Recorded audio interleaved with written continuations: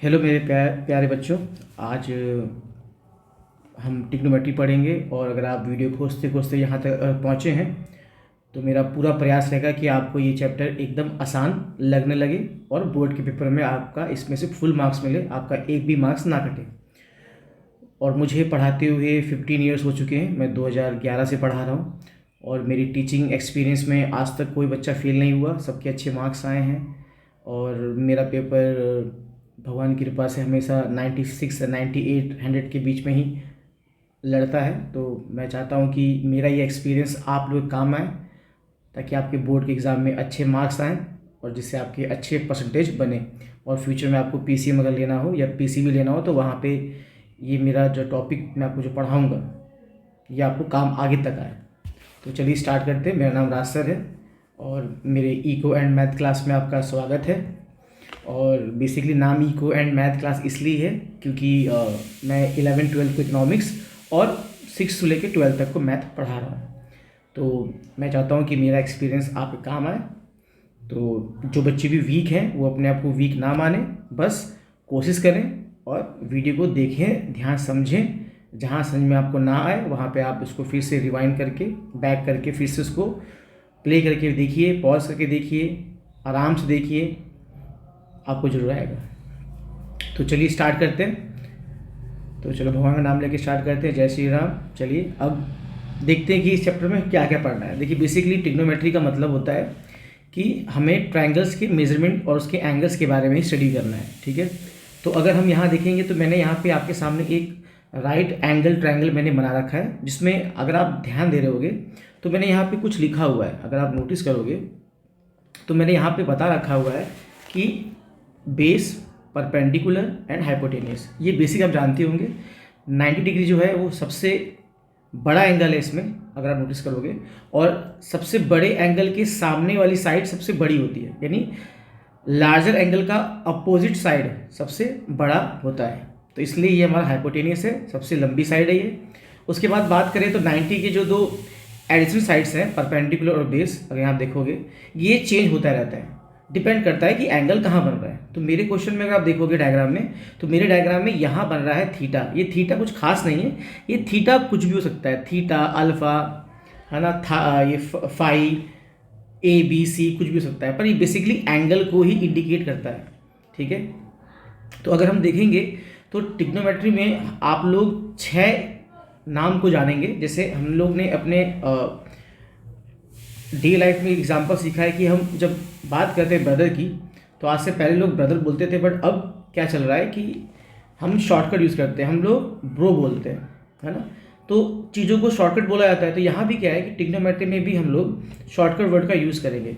तो अगर आप नोटिस करोगे तो मैंने यहाँ पे लिखा है साइन, सेकेंड और टेंजेंट। देखिए कुछ ऐसा है नहीं, ये 3 नाम है और इन 3 नाम से 3 नाम और बन गए हैं। साइन है तो उससे बन गया कोसाइन, सेकेंड है तो कोसेकेंड और टेंजेंट है तो कोटेंजेंट।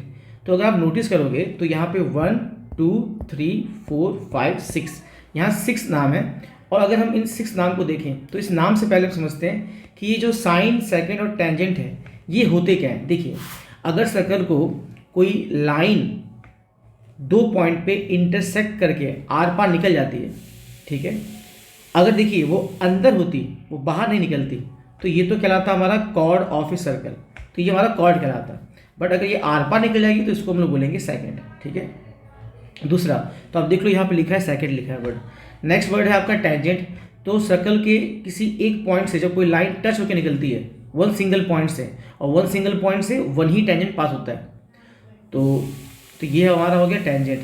तो एक तो ये हो गया नाम, हम दूर पढ़ लिया नाम।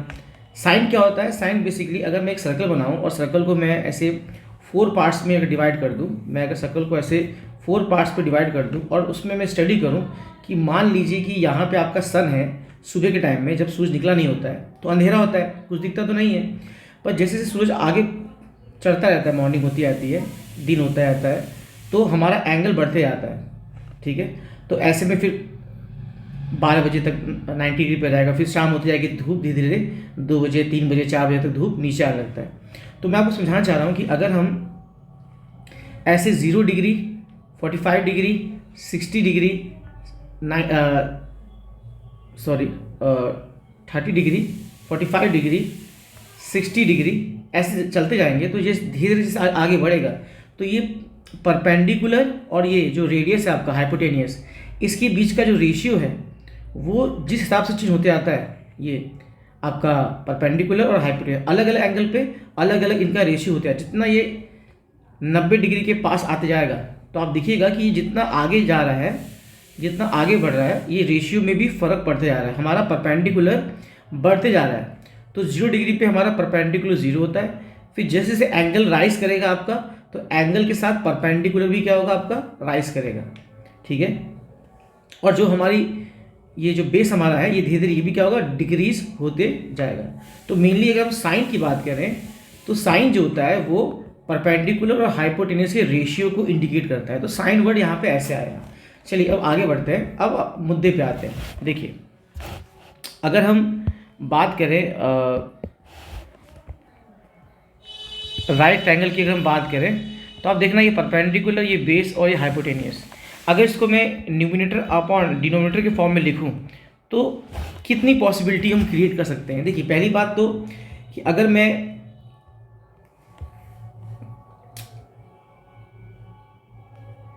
बात कर रहा हूँ परपेंडिकुलर की, तो अगर परपेंडिकुलर ऊपर है तो पॉसिबिलिटी रहेगा कि हाइपोटेनियस या बेस नीचे होंगे। अच्छा, अगर मैं बेस को ऊपर रख लूँ, बेस हमारा अगर न्यूमिनेटर रहेगा तो हमारा हाइपोटेनियस और परपेंडिकुलर डिनोमिनेटर रहेगा। और अगर हम क्या बोलते हैं, अगर हम न्यूमिनेटर में हाइपोटेनियस को सपोज कर लें तो पॉसिबिलिटी है कि परपेंडिकुलर और बेस नीचे रहेगा। तो अगर हम नोटिस करें तो 1 2 3 4 5 6, तो यहाँ 6 रेशियो जो है या 6 फ्रैक्शन की बात करें तो 6 रेशियो हमारे पास दिख रहे हैं, 6 रेशियो। ठीक है। और अगर हम थोड़ा नोटिस करें तो अगर आप ऊपर देखोगे तो यहाँ भी 1 2 3 4 5 6, तो यहाँ भी 6 है। इसका मतलब ये 6 जो आपके नाम दिख रहे हैं ट्रिग्नोमेट्री में, यानी हर एक फ्रैक्शन एक नाम के साथ आगे बढ़ेगा। तो हमको इसी को समझना है कि इसको हमको कैसे याद करना है। तो पहला चीज़, अगर हम पैटर्न में आए तो अगर हम बात करते हैं साइन की, साइन जिसको हम लोग क्या बोलेंगे शॉर्टकट में, साइन थीटा, इसको पढ़ते हैं साइन ऑफ, ये थीटा बोलते हैं बट साइन थीटा बोल लेते हैं इसको। नेक्स्ट आपका आएगा कोसाइन। ठीक है। फिर आपका आ जाएगा टेंजेंट, फिर आपका आ जाएगा कोसेकेंड, फिर आ जाएगा आपका सेकेंड, एंड लास्ट में आ जाएगा कोटेंजेंट।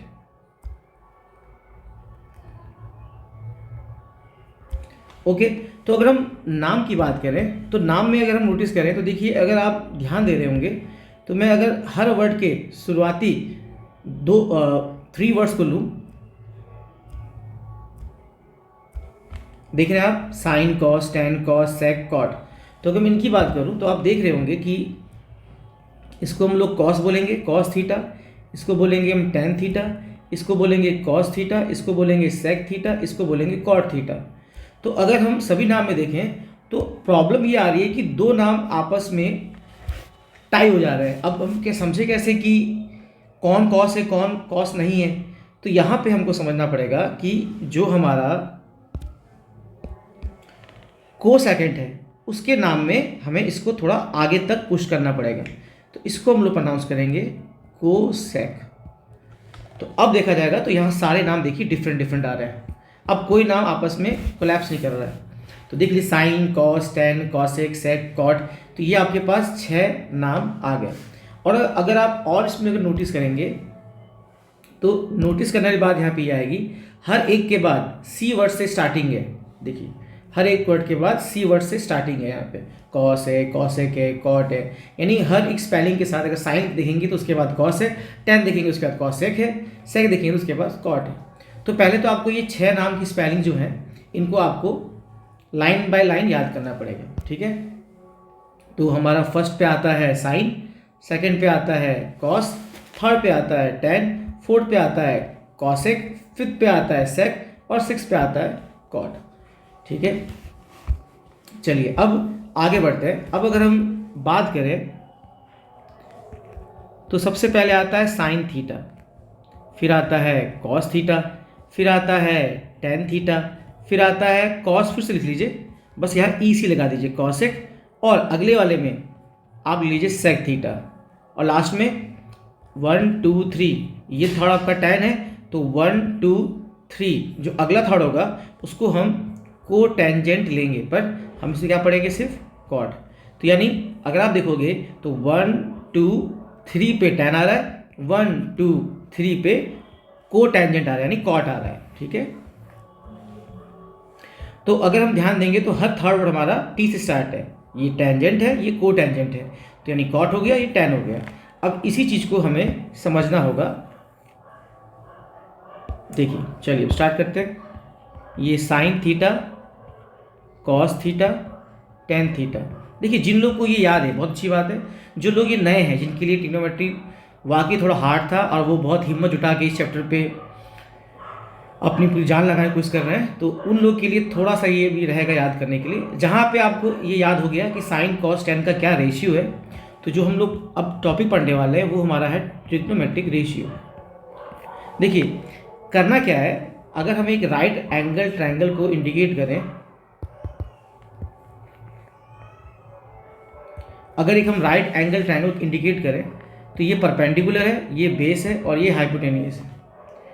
क्योंकि अगर हम ध्यान दें तो अगर मेरा ये थीटा है तो इस थीटा के अपोजिट में जो आपको ये वर्ड दिख रहा है पी, ये हमारा कहलाएगा परपेंडिकुलर, और जो हमने एंगल जहाँ लिया है वही हमारा कहलाएगा बेस, और 90 के सामने जो है साइड वो कहलाएगा हाइपोटेनियस, ठीक है।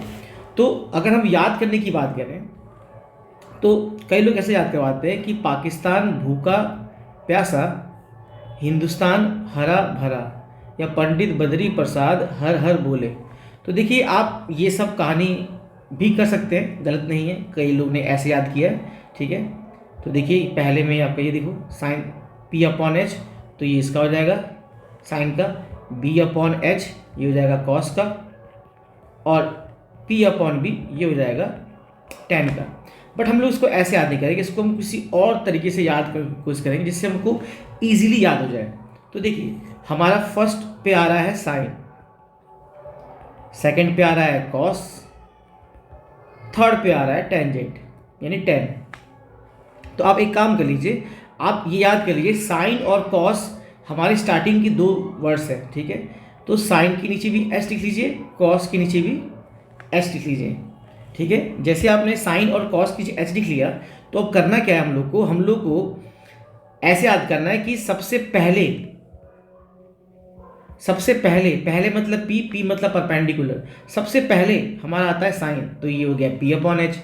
साइन के बाद क्या आता है, बी मतलब बाद, बी मतलब बेस। तो अगर हम बेस की बात करें तो बी से मैंने बेस बनाया, बी से मैंने बाद बनाया। साइन के बाद कॉस, तो कॉस हो जाएगा बी अपॉन एच। साइन के बाद आता है इसलिए बी अपॉन एच, साइन पहले आता है पी अपॉन एच। और ये बात टेन की, तो टेन कुछ नहीं है, टेन इन्हीं दोनों का रेशियो होता है, sine theta divided by cos theta. और अगर हम इसमें थोड़ा सा चेंज करना चाहें तो क्या दिखाई देगा हम लोग को कि साइन होता है पी अपॉन एच, कॉस होता है बी अपॉन एच, दोनों का डिनोमिनेटर कट हो गया, तो ये आ गया आपका पी अपॉन बी। तो अगर हम इसको थोड़ा याद करना चाहें तो टेन थीटा को हम लोग ऐसे याद कर सकते हैं कि ये साइन और कॉस का रेशियो है।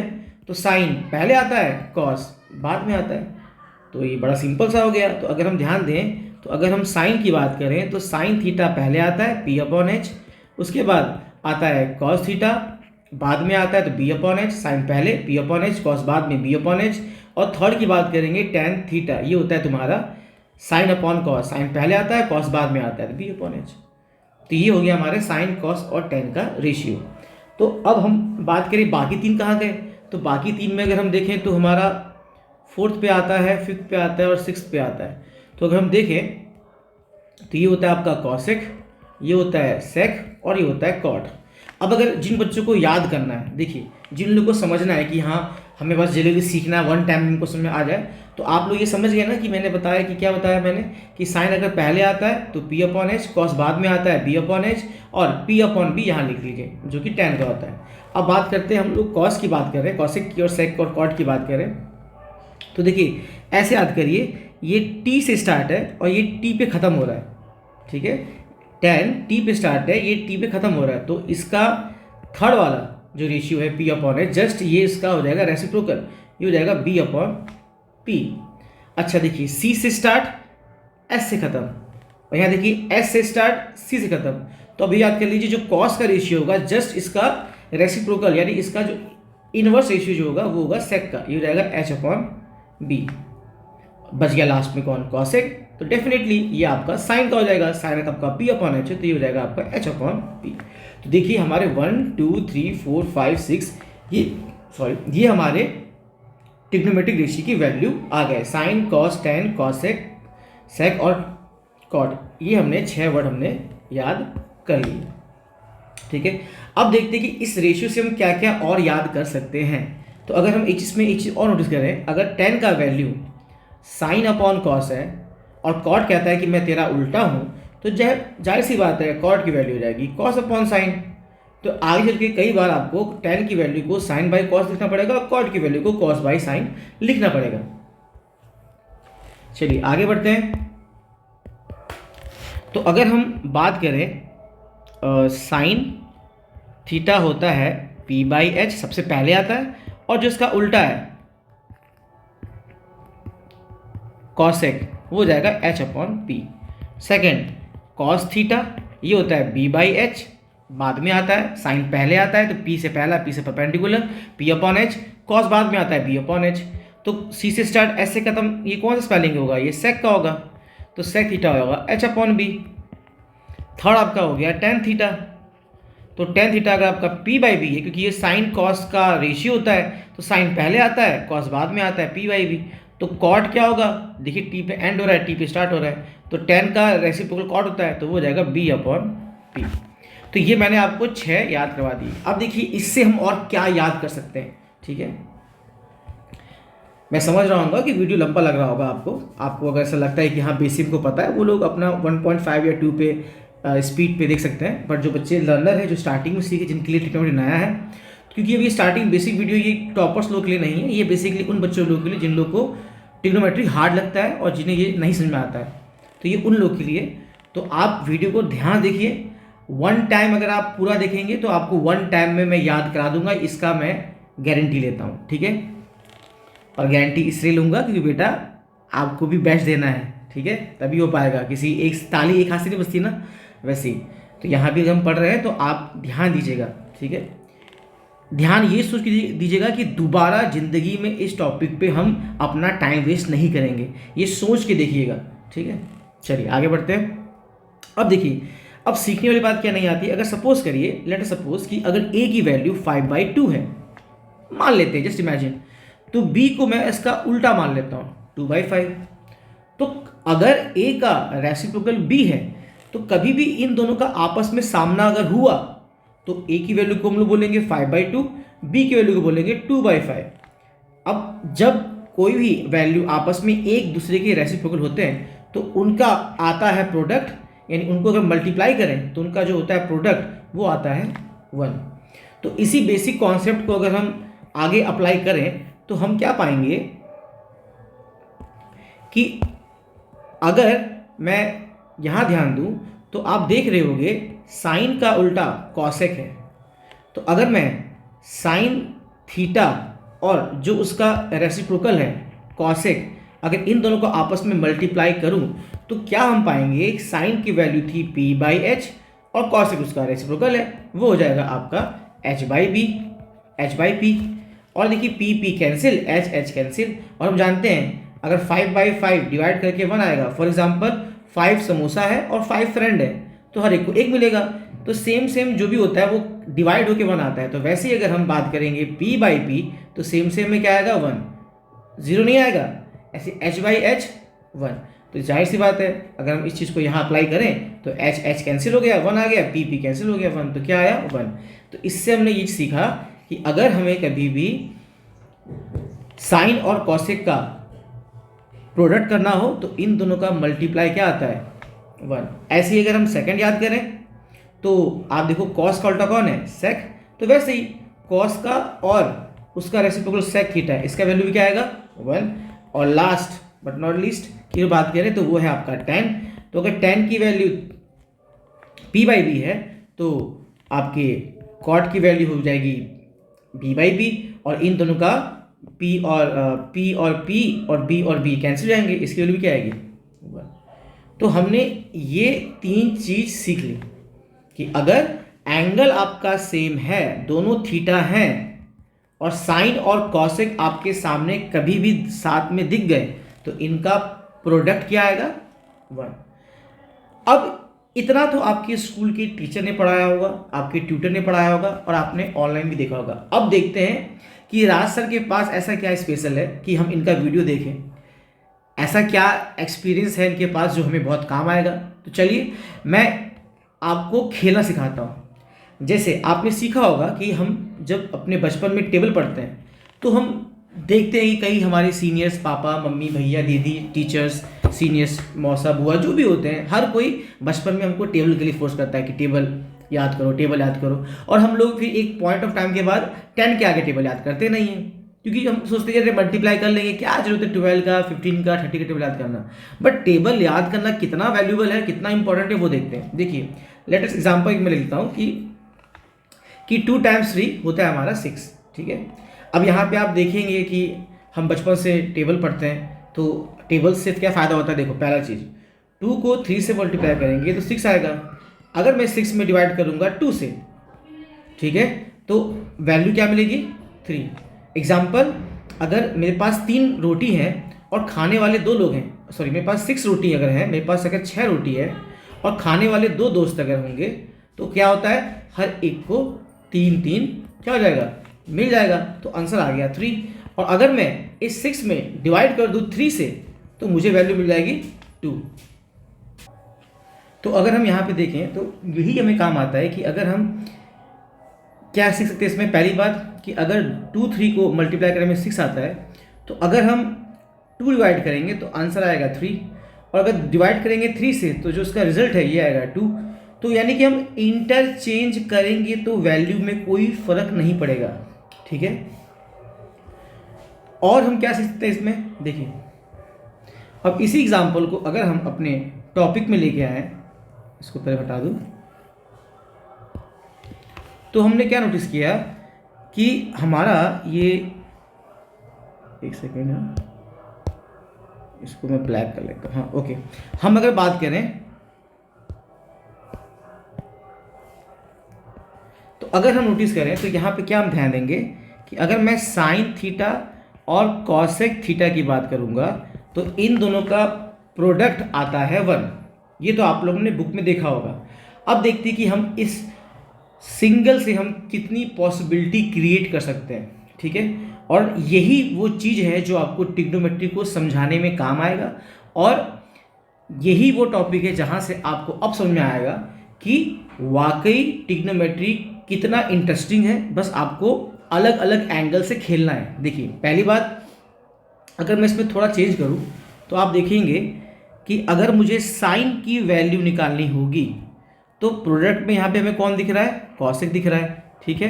तो हम क्या करेंगे, कॉसेक को वहाँ भेज देंगे, तो ये मल्टीप्लाई में है तो वहाँ जाके हो जाएगा डिवाइड, ठीक है। सेकंड, अगर हम कॉसेक को फाइंड आउट करेंगे तो हम लेफ्ट साइड में से राइट साइड में भेजेंगे साइन को, तो ये जाएगा 1/sin, ठीक है। ये इतना 3 चीज़ तो आपकी बुक में आपको मिल जाएगा, ठीक है। अब देखते हैं और क्या क्या हम इसमें खेल सकते हैं। तो अगर हम बात करें a की वैल्यू अगर 2/3 है और b की वैल्यू इसका उल्टा 3/2 है, तो इन दोनों का जो मल्टीप्लाई वो आएगा 1। अगर मैं इन दोनों को स्क्वायर कर दूं और फिर इनको आपस में मल्टीप्लाई करूं तो क्या होगा, तो a की वैल्यू है 2/3, तो जो स्क्वायर करेंगे तो जाएगा 4/9, और b की वैल्यू है 3/2, तो ये हो जाएगा 9/4। तो फिर से ना 4 टाइम ये 4 आपका हो जाएगा डिवाइड, ये 9 9 डिवाइड हो जाएगा, फिर से आ जाएगा आपका 1। तो हम देखेंगे तो अगर ए बी की वैल्यू 1 है तो उनके स्क्वायर का भी वैल्यू क्या आएगा 1। तो इसी हिसाब से उनका जो क्यूब होगा उसकी वैल्यू भी क्या आएगी 1 आएगी। तो अगर हम इसी एग्जांपल को लेके अगर यहाँ ट्रिग्नोमेट्री में खेलें तो क्या होगा, साइन थीटा और कॉसेक थीटा अगर ये दिया है तो अगर हम इनका स्क्वायर करेंगे तो उसकी वैल्यू भी क्या आएगी 1। और अगर हम साइन और कॉसेक का मल्टीप्लाई कर रहे हैं और हमारे सामने बाई चांस कहीं क्यूब आ जाए तो भी हम क्या बोलेंगे 1।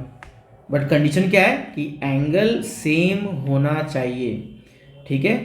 तो ऐसे अगर मुझे साइन स्क्वायर निकालना होगा तो नीचे क्या आएगा कॉसेक स्क्वायर। तो अगर साइन की वैल्यू 1/कॉसेक है तो अगर स्क्वायर करेंगे तो उसकी वैल्यू भी क्या आएगी 1/कॉसेक स्क्वायर। कैसे आएगी इसको थोड़ा और एक्सप्लेन कर लें। साइन स्क्वायर का मतलब हुआ कि sine theta multiply by sine theta, और एक साइन थीटा की वैल्यू होती है 1/कॉसेक, तो इसकी वैल्यू भी क्या होगी 1/कॉसेक। तो 1 टाइम्स 1 आ गया और ये कॉसेक को इंटू करेंगे तो ये कॉसेक स्क्वायर आ गया। तो इस हिसाब से अगर हम देखें तो हमारे पास क्या क्या वैल्यू मिल रही है कि साइन थीटा का मल्टीप्लाई कॉसेक थीटा से होगा तो वैल्यू 1 आएगी। उसके हिसाब से साइन थीटा निकालना होगा तो ये 1/कॉसेक थीटा होगा, और अगर कॉसेक फाइंड आउट करना होगा तो ये 1/साइन होगा। उसी तरीके से अगर हम और याद करना चाहें तो अगर हम साइन का स्क्वायर करेंगे तो कॉसेक का भी स्क्वायर होगा, तो इन दोनों के स्क्वायर की का भी प्रोडक्ट क्या आएगा 1 आएगा। ऐसे ही अगर साइन स्क्वायर निकालना होगा तो अपॉन में 1/कॉसेक स्क्वायर आएगा, और अगर कॉसेक स्क्वायर निकालना होगा तो 1/साइन स्क्वायर आएगा, ठीक है। तो ये तो सेम जस्ट वही हो गया कि बस मैंने यहाँ पे कुछ नया नहीं किया, मैंने वही किया, बस मैं ये दिखा रहा हूँ आपको कि अगर स्क्वायर नहीं है तो नॉर्मल साइन कॉसेक का वैल्यू 1 आएगा इंटू करके, और साइन निकालेंगे तो 1/कॉसेक और कॉसेक निकालेंगे तो 1/साइन होगा। तो हो सकता है जैसे हम 100 पैसा को 1 रुपीज़ बोलते हैं तो कहीं 1 रुपीज़ उसको हम 100 पैसा बोल सकते हैं, और कहीं 100 पैसा उसको हम 1 रुपीज़ बोल सकते हैं। सेम वैसे ही कहीं पे हमको साइन की वैल्यू को 1/कॉसेक बोलना पड़ेगा, कहीं पे 1/कॉसेक को हमें साइन बोलना पड़ेगा। तो ये दोनों आपस में इक्वल है, ठीक है। और अगर साइन नीचे होगा तो कॉसेक आएगा, या कहीं कॉसेक दिखाई देगा तो उसको हम लोग 1/साइन बोलेंगे, ठीक है। और क्या हो सकता है इसमें सर, तो देखिए इसमें और क्या होगा कि साइन और कॉसेक का अगर इंटू 1 है तो अगर मैं इसको स्क्वायर रूट के अंदर ला दूँ तो क्या होगा, तो इसकी वैल्यू क्या होगी 1। अब साइन और कॉसेक का इंटू तो 1 होता है, तो 1 को हम जानते हैं कि 1 एक परफेक्ट स्क्वायर नंबर है, 1 टाइम्स 1 होता है, तो ये तो 1 का स्क्वायर हो गया, तो रूट से क्या होगा हमारा 1 बाहर निकल जाएगा। तो इसका मतलब हमने ये सीख लिया कि अगर साइन और कॉसेक का इंटू 1 है तो अगर ये रूट के अंदर है तो वैल्यू क्या होगी 1 होगी। और क्या बन सकता है इसमें सर, तो देखिए अगर साइन थीटा कॉसेक थीटा का अगर प्रोडक्ट 1 है तो अगर कहीं एमसीक्यू में आपको दिख जाए साइन और कॉसेक के साथ अगर ये 1 यहाँ आ जाए तो वैल्यू क्या आ जाएगी 0। कैसे आएगी, देखिए साइन और कॉसेक का क्या आएगा प्रोडक्ट 1, और ये 1 में 1 गया तो क्या आएगा आंसर 0। तो इसका मतलब हमने ये सीख लिया कि साइन और कॉसेक का प्रोडक्ट के साथ अगर -1 दिख रहा है तो वैल्यू क्या आएगी 0, और अगर साइन और कॉसेक आगे और 1 की 1 माइनस कर दूँ तो भी क्या आएगा 0। क्यों, क्योंकि अगर 5 में 5 करेंगे तो 0 आएगा, तो अगर ये 5 मैं आगे रख दूँ और ये 5 पीछे रख दूँ तो भी क्या आएगा आंसर 0 आएगा। तो इसी कॉन्सेप्ट के हिसाब से देखेंगे तो अगर साइन कॉसेक और 1 का डिफरेंस 0 है क्योंकि दोनों इक्वल है, और इक्वल का ही डिफरेंस क्या आता है 0 आता है, तो अगर ये इंटरचेंज भी हो जाएगा आपस में तो भी वैल्यू क्या आएगी 0 आएगी। तो हमने ये भी सीख लिया कि साइन और कॉसेक के मल्टीप्लाई के साथ अगर -1 है तो वैल्यू 0 बोलेंगे, और अगर 1 आगे हो और साइन कॉसेक पीछे हो तो वैल्यू तो भी 0 होगा। और बाय चांस कहीं पे ऐसे दिखाई दे 2 माइनस साइन थीटा और कॉसेक थीटा दिखाई दे तो आप क्या बोलोगे 1, क्योंकि इसकी वैल्यू तो 1 होती है, और 2 में 1 गया तो आंसर क्या आएगा 1 आएगा। तो ऐसे हम लोग आगे इस्तेमाल कर सकते हैं। और क्या बोल सकते हैं, कई बार क्या होता है जब हम लोग a प्लस बी का होल स्क्वायर करते हैं तो a square plus B square plus 2ab आता है, तो कहीं ना कहीं a भी आएगा, और अगर a और b आपस में एक दूसरे की रेसिप्रोकल हो तो इसकी वैल्यू क्या आ जाएगी 1। तो कई बार क्या होता है कि हम 2 को हम क्या बोल सकते हैं 2 × 1, और हम इस 1 की जगह पे क्या इमेजिन कर सकते हैं साइन और कॉसेक। तो कहीं ना कहीं हम 2 को क्या बोल सकते हैं 2 साइन थीटा और कॉसेक थीटा भी बोल सकते हैं 2 के बगल में। तो 2 हो 3 हो 4 हो, ऐसे हम कहने के लिए 3 के बगल भी बोल सकते हैं, क्या बोल सकते हैं 3 × साइन थीटा और कॉस थीटा, ये दोनों बराबर हैं। तो कई बार हमको 2 के बगल में साइन कॉसेक जैसी चीज़ों को इमेजिन करना पड़ेगा। जब हम लोग आगे ट्रिग्नोमेट्री का प्रूफ दैट पढ़ेंगे तो वहाँ पे ये छोटी छोटी बातें बहुत काम आती हैं। और क्या सर इसमें हम पढ़ सकते हैं? अब कई लोग को लग रहा है सर इसमें कितना लंबा खींच रहे हैं, देखिए खींच नहीं रहे हैं, हम आपकी बस सोच को बढ़ा रहे हैं। तो कॉसेक और साइन का होता है मल्टीप्लाई 1, ठीक है। तो अगर मैं कॉसेक को 1 के नीचे भेज दूं तो 1 अपॉन ये साइन कॉसेक दोनों साथ भेज दूं, साइन और कॉसेक दोनों को भेज दूं तो वैल्यू क्या आएगी? 1। देख लीजिए, क्योंकि इसकी वैल्यू क्या होती है? 1, तो 1/1 क्या आंसर आ जाएगा? 1। तो याद करना पड़े तो हाँ, अगर साइन और कॉसेक का प्रोडक्ट 1 है तो इनके रेसिप्रोकल का भी फ्रैक्शन क्या आएगा? 1 आएगा। चलिए ये हमने याद कर लिया। और क्या होगा? तो ऐसे अगर अंडर रूट में 1 अपॉन साइन और कॉसेक दिया होगा तो इसकी पूरी वैल्यू क्या आएगी? 1, और बाहर की वैल्यू आएगी 1। तो कहीं अगर आपको अंडर रूट के अंदर 1 और साइन कॉसेक डिवाइड में दिख रहे हैं तो इन दोनों का जो रेशियो होगा वो क्या आएगा? 1 आएगा। और क्या देख सकते हैं सर? तो साइन और कॉसेक थीटा का इंटू अगर 1 है और मैं साइन थीटा और कॉसेक थीटा को 1 के पास भेज दूं तो ये होता है 0, ये मैंने पढ़ा दिया था। पर अगर इसी को मैं और एक चीज में बदलूं तो अगर साइन कॉसेक का इंटू -1 करेंगे तो आंसर क्या आएगा? 0। तो कभी अगर एमसीक्यू में अंडर रूट साइन कॉसेक -1 आ जाए तो 0 को आप टिक कीजिएगा, ठीक है। क्योंकि हम नहीं जानते कि पेपर में कहाँ से आएगा, एमसीक्यू कहाँ से आएगा। कई बार बहुत बेसिक पूछ देगा, बच्चे लोग अगर इतना नहीं सोचे होंगे, जिन लोग को ट्रिग्नोमेट्री को बस हल्का हल्का ऊपर से पढ़े होंगे तो वो लोग बेसिक या स्टैंडर्ड कोई पेपर देंगे उनके मार्क्स खराब ही आएंगे। इसलिए आप फॉर्मूले को हर एंगल से तोड़िए ताकि चैप्टर आपका आपकी नज़र में बेस्ट हो जाए, ठीक है। तो ऐसे अगर 1 अपॉन अंडर रूट में 1 अपॉन फ्रैक्शन में लिखते हैं 1 डिवाइडेड बाई साइन और कॉसेक और -1 दिया होगा तो इसकी वैल्यू हम क्या बोलना चाहेंगे? बताइए क्या होगा इसकी वैल्यू? तो देखिए 1 तो 1 ही रहेगा और इसकी वैल्यू क्या आएगी? क्योंकि 1 में से 1 गया 0, तो इसका आंसर आ जाएगा, अब 0 से डिवाइड हो ही नहीं पाएगा ये, तो ये हमारा आ जाएगा नॉट डिफाइंड यानी इनफाइनाइट। तो नॉट डिफाइंड या इनफाइनाइट पे टिक कीजिएगा कभी ऐसे आएगा तो, ठीक है। तो ऐसे ही साइन थीटा और कॉसेक थीटा इक्वल टू अगर 1 है, ठीक है, तो हम इसमें और क्या बोल सकते हैं? तो अगर साइन थीटा कॉसेक थीटा ये यहाँ आएगा तो क्या होगा? -1, और इसका अगर मैं होल स्क्वायर कर दूँ तो इसकी वैल्यू क्या आएगी? 0, और ये आ जाएगा 0। तो इसका मतलब साइन थीटा कॉसेक थीटा -1 अगर अंडर रूट में रहेगा तो भी 0 बोलोगे, और अगर ये साइन और कॉसेक -1 का अगर होल स्क्वायर भी होगा तो भी क्या बोलोगे? 0 बोलोगे। तो ये हम लोग ने देख लिया कि हम साइन को इस तरीके से, और भी चीज़ें हैं बट बहुत लेंथी हो जाएगा, तो फिलहाल अभी इतना ही हमें 10th क्लास में काम आएगा।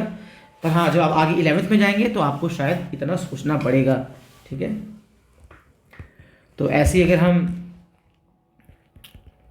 साइन और कॉसेक की बात करेंगे तो 1 हुआ, साइन की वैल्यू हो गया 1/कॉसेक, कॉसेक की वैल्यू हो गया 1/साइन, और जो बाकी मैंने बता रखा है। ऐसे ही आप बाकी जो 2 बच गए कौन से? कॉस और सेक थीटा का मल्टीप्लाई आता है 1, और थर्ड हो गया आपका टेन और कॉट, इनका इंटू आएगा 1। तो ऐसे क्वेश्चन में और कहाँ काम आएंगे? तो चलिए मैं आपको एक और हिंट देता हूँ।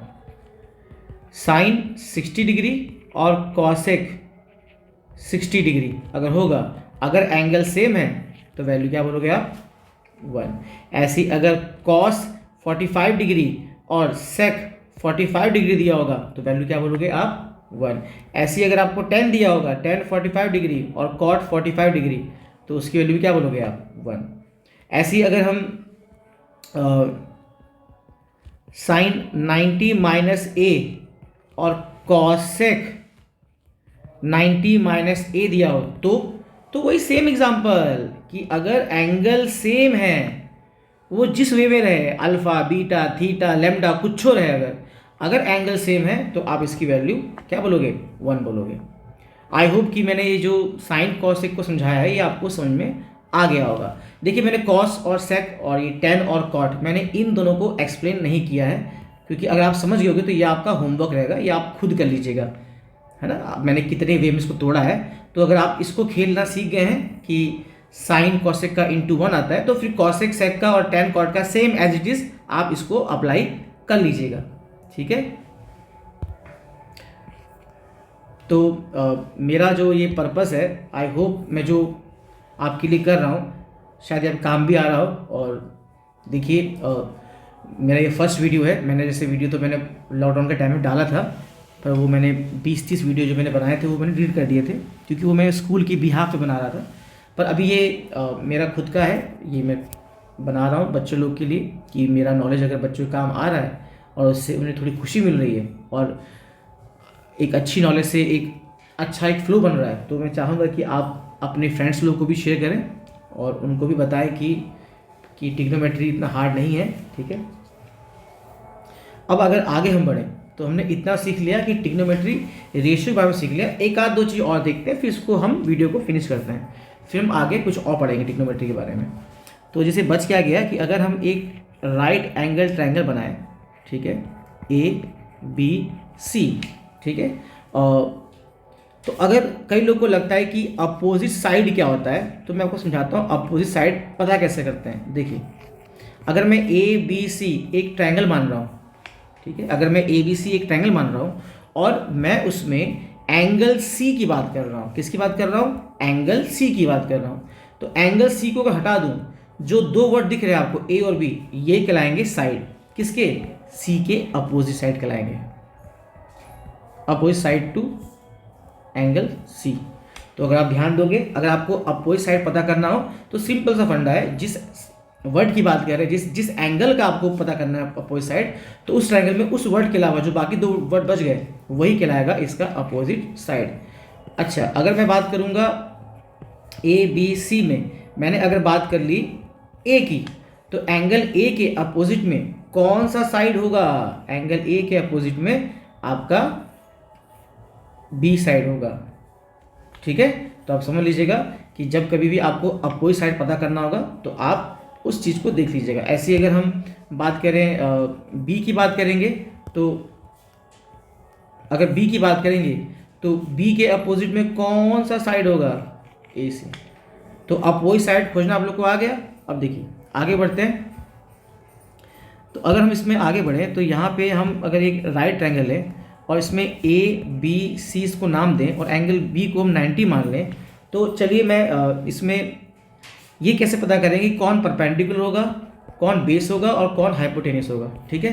पहले ये फाइंड आउट करते हैं, क्योंकि हम लोग जान रहे हैं कि ट्रिग्नोमेट्री में हम लोग साइन कॉस और टेन का जो रेशियो निकालते हैं, तो रेशियो निकालते वक्त हमको ध्यान क्या देना होगा। पहला चीज़ देखिए, अगर मैं C को मान रहा हूँ थीटा, तो क्वेश्चन ऐसे आएगा साइन C कॉस C और टेन C, ठीक है। और आप जानते हो साइन कॉस का जो मैंने आपको सिखाया है, क्या सिखाया है, साइन पहले आता है और कॉस बाद में आता है, ठीक है। और टेन होता है साइन बाई कॉस, यानी साइन पहले आता है और कॉस बाद में आता है, तो इसको हम बोलेंगे P/B। और साइन और कॉस में बस नीचे क्या लिखेंगे, H। तो ये तो साइन कॉस टेन का रेशियो हो गया, पर यहाँ तो C वर्ड यूज़ किया है, तो कई बार थीटा लिख के C लिखा होगा, तो C डायग्राम में जहाँ आ रहा होगा वो देख लीजिएगा आप लोग। तो परपेंडिकुलर कौन होता है, परपेंडिकुलर होता है आपका अपोजिट साइड, ठीक है। तो C साइड का अपोजिट साइड आपको कौन दिख रहा है, AB। और हाइपोटेनियस तो पता ही होगा, हाइपोटेनियस हमारी जो होती है वो सबसे लॉन्गेस्ट साइड होती है, तो वो सेम रहेगा, वो चेंज नहीं होगा, बस आपका P और B चेंज होगा। तो हम बेस इसको माने, अच्छा ये आपका AC हो गया आपका हाइपोटेनियस, तो यहाँ भी आपका AC रहेगा हाइपोटेनियस। तो अगर हम यहाँ बात करें B, तो B मतलब C, जहाँ आपका C बन रहा है वही आपका बेस कहलाएगा, क्योंकि अगर ये परपेंडिकुलर हो गया तो ऑब्वियसली ये आपका हो जाएगा बेस, तो हमारा BC होगा बेस। और ये बात C के हिसाब से, तो C के सामने जो है वो है AB, तो AB हो गया आपका परपेंडिकुलर और बेस हो गया आपका BC, बट अगर इसी डायग्राम को अगर हम थोड़ा सा समझें, ठीक है, इसी डायग्राम को मैं थोड़ा सा छोटा कर दे रहा हूँ ताकि समझा पाऊँ मैं क्या बोलना चाह रहा हूँ। अगर इसी को अगर हम थोड़ा सा अलग वे में समझें, मैंने अगर यही चीज़ पूछी होती बट मैंने साइन और कॉस और टेन सेम लिखा होता, बट सी के बिहाफ की जगह मैंने ए का यूज़ किया होता, ठीक है, तो ऐसे केस में क्या होता, तो वही सेम प्रॉपर्टी, ये पहले आता है तो पी अपॉन एच, कॉस बाद में आता है P upon H, ten in दोनों का रेशियो है पी बाई बी। तो ये मैंने साइन कॉस और टेन का रेशियो लिख दिया। अब अगर हम इनकी बात करेंगे तो अगर हाइपोटेनियस बोलेंगे तो देखिए आपका हाइपोटेनियस तो वही रहेगा, कौन, लॉन्गेस्ट साइड ए सी, तो ये आपका ए और सी यानी साइड ए सी आपका हाइपोटेनियस रहेगा, ठीक है। बट परपेंडिकुलर इस बार चेंज रहेगा, क्यों, क्योंकि अगर आप अगर आप यहाँ ध्यान दोगे, मैंने इस बार ए को माना है एंगल, तो ए के अपोजिट में कौन सा साइड दिख रहा है, बी सी, तो बी सी कहलाएगा परपेंडिकुलर, तो बी सी रहेगा परपेंडिकुलर। और अगर हम बात करेंगे जिस एंगल की बात किया हूँ तो ये कहलाएगा बेस। अब आपका भाई आपकी आंखों को देख के लग रहा होगा ये बेस होगा, बट नहीं, मैंने एंगल चेंज कर दिया है कि हम यहाँ से देख रहे हैं, तो ये हो जाएगा हमारा बेस, तो ए भी हो जाएगा हमारा बेस। देखिए दोनों में कितना फ़र्क है, हाइपोटेनस सेम है, देखिए ए सी सेम है, बट अगर सी मानेंगे तो बेस हो जाएगा बी सी, पर अगर हम ए मानेंगे तो ए कहलाएगा हमारा ए बी कहलाएगा हमारा बेस। और परपेंडिकुलर ए हमारा बेस है, सॉरी ए हमारा एंगल है यहाँ पे, तो ए के अपोजिट में कौन सा दिख रहे हैं, बी सी, तो बी सी हो गया हमारा बेस, तो बी सी हो गया हमारा बेस। और परपेंडिकुलर, सॉरी एक मिनट, ए एंगल में हम अगर बात करेंगे ए बी हमारा हो गया, ए बी हो गया हमारा बेस, और ए के अपोजिट में जो साइड है कौन, बी सी, बी सी हो जाएगा हमारा परपेंडिकुलर, क्योंकि जो एंगल बोलते हैं उसके अपोजिट साइड को मानते हैं परपेंडिकुलर, ठीक है। तो ये देखिए हमारा आगे, और जैसे मेरे पास अगर साइन कॉस टेन की वैल्यू ए के बिहाफ में है, तो जाहिर सी बात है साइन ए अगर हमारा बी सी अपॉन ए सी है तो ठीक है, तो कॉसेक क्या होगा, कॉसेक इसका उल्टा होगा, वो हो जाएगा ए सी अपॉन बी सी। और अगर मुझे कॉस की वैल्यू मालूम है तो जाहिर सी बात है सेक थीटा की वैल्यू, सेक थीटा या ए कह लीजिए, तो सेक थीटा की या सेक ए की वैल्यू हो जाएगी ए सी बाई ए बी, इसका उल्टा हो जाएगा। और अगर हम कॉट की बात करेंगे तो टेन अगर B C by A B है तो कॉट हो जाएगा A B by B C. तो मेनली आपको ये तीन निकालने, ये तो उसके रेसिप्रोकल है, इसको हम साइन कॉस और टेन की वैल्यू का रेसिप्रोकल इनको अपने आप कर लेंगे, ठीक है। तो ये आप समझ में आपको आ गया होगा कि हम कैसे काम करते हैं। तो एग्जाम्पल के तौर पे अगर हम ए बी और सी ले रहे हैं, इसको 3, इसको 4, इसको 5 मान रहे हैं, तो अगर मुझको निकालना होता साइन ए प्लस साइन सी को जोड़ना होता, तो साइन ए और साइन सी दोनों में हाइपोटेनस क्या होगा, नीचे आएगा, और हाइपोटेनस कौन होता है, 90 के सामने वाला, तो ये तो आपका 5 ही रहेगा। बट जब ए की बात करेंगे तो ए के हिसाब से परपेंडिकुलर होगा हमारा 3, और जब सी की बात करेंगे तो सी के अपोजिट में 4 है, तो 4 कहलाएगा परपेंडिकुलर, और इन दोनों का डिनोमिनेटर सेम है तो एलसीएम 5 ही आएगा, और ये 3 + 4 आ जाएगा आपका 7, ठीक है। तो इस तरीके से ही हम लोग अपना काम करेंगे। तो आई होप ये आपको समझ में आया होगा। अब नेक्स्ट वीडियो में हम लोग इसके आगे और पढ़ेंगे। फिलहाल मैंने जितना बता रखा है, तो आप लोग अपने घर पे क्या करेंगे, आप साइन और कॉसेक का अगर प्रोडक्ट 1 है और कॉस सेक का प्रोडक्ट 1 है और टेन और कॉट का प्रोडक्ट अगर 1 है, तो इसकी जितनी भी पॉसिबिलिटी मैंने बताई है, इन तीनों का आप लोग अपने घर पे ट्राई करेंगे और मुझे कमेंट में बताएंगे कि आपको कैसा लगा मेरा वीडियो। लॉन्ग गया है क्योंकि मैं बेसिक तौर पे बच्चे जो वीक हैं या जिनको थोड़ा चैप्टर हार्ड लगता है या जो अपने आप को वीक मानते हैं या जो चैप्टर पढ़े ही नहीं है, ये मैंने उनके लिए इतना डिटेल बताया। अब जैसे जैसे आगे बढ़ेंगे तो जो हम लोग हार्ड क्वेश्चन में आएंगे तो वो एवरेज और अबव एवरेज बच्चों के लिए भी होगा वीडियो, तो उनको और पढ़ने मजा आएगा कि मैं कितने लेवल तक हार्ड क्वेश्चन को बताऊंगा आपको। बट फिलहाल अभी ये पर्पस था, ये मेरे उन बच्चों के लिए वीडियो था जिनको ट्रिग्नोमेट्री को फील करना था। तो इसके आगे हम लोग ट्रिग्नोमेट्री का जो टेबल है एंगल वाला वो और ट्रिग्नोमेट्री आइडेंटिटीज जो कुछ भी है ये सब हम लोग नेक्स्ट वीडियो में पढ़ेंगे। तो थैंक यू फॉर वॉचिंग। मुझे अच्छा लगा कि आप लोग का ये जो यहाँ तक आप पहुँचे हैं, तो आपको मतलब मेरा पढ़ाया हुआ आपको समझ में आ रहा होगा। तो ऐसे ही आगे भी अपना सपोर्ट दीजिएगा। ये मेरा फर्स्ट वीडियो है, अभी मैंने उतना कुछ खास एडिटिंग नहीं किया हुआ है, तो बस यही है कि अगर मेरा वीडियो काम आ रहा है मेरे लिए इतना काफ़ी है। एडिटिंग वेटिंग में बाद में भी कर दूंगा, उससे में बहुत टाइम वेस्ट होगा। इससे अच्छा अभी आपका पेपर आ रहा है, तो अगली वीडियो आपको शाम तक मिल जाएगी। तो मैं कोशिश करूँगा कि ज़्यादा से ज़्यादा वीडियो बनाऊँ, ताकि इस कम टाइम में आपकी पूरी जो बुक का जो चैप्टर्स है सारे खत्म हो जाएं। और मैं बताऊँगा कि कैसे 1 मार्क्स क्वेश्चन आते हैं, किस टाइप से आपके केस स्टडी होते हैं, 5 मार्क्स के, 3 मार्क्स के, 2 मार्क्स के, हर क्वेश्चन को कैसे टैकल करना है, कितने कम वक्त में लिखना है और कितनी जल्दी हमें MCQ ख़त्म करना है, ये सब मैं सिखाऊंगा। पर थोड़ा टाइम लगेगा। तो साइन, कॉसेक और इसका ये आपका होमवर्क है, आगे हम लोग नेक्स्ट वीडियो में पढ़ेंगे। Thank you.